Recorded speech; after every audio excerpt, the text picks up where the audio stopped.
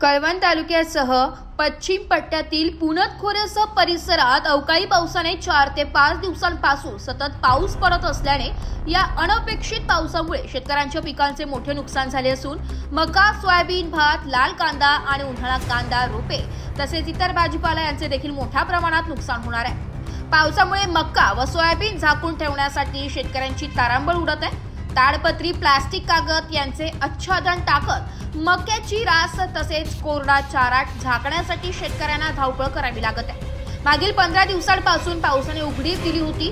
त्यापूर्वी सलग झालेल्या पावसामुळे परिसरात पिकांचे सरासरी 50 ते 60% नुकसान झाले होते। आता उतरलेले पीक हाच शेतकऱ्यांचा हंगामाचा आधार होता, मात्र या पावसाने तोही हिरावून नेण्याची शक्यता आहे। शेतकऱ्यांनी दिवस रात्र परिश्रम करून तयार केलेल्या शेतमालाची सोंगणी सुरू असताना पावसामुळे त्यांच्या मेहनतीवर पाणी फिरले। काढणी केलेला मका, सोयाबीन व इतर पिके ओले झाल्याने त्यांच्या गुणवत्तेवर परिणाम होण्याची शक्यता आहे। काही ठिकाणी कांद्याच्या कवळी रुपये चिखलात बुडाल्याचं दिसून येत आहे। आधीच यंदाचा हंगाम अतिवृष्टीमुळे धोक्यात आलाय। यातून जे काही सावरण्याचा प्रयत्न करीत होते त्यांना आजच्या पावसाने रडकुटी सांडले। आता शेतकऱ्यांनी स्वतःला सावरायचे कसे हाच मोठा प्रश्न शेतकऱ्यांनी व्यथा मांडलेली आहे।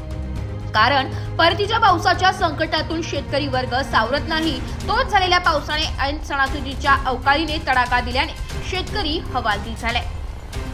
नाशिक लोकशाही न्यूज साठी प्रतिनिधी शाहू चव्हाण।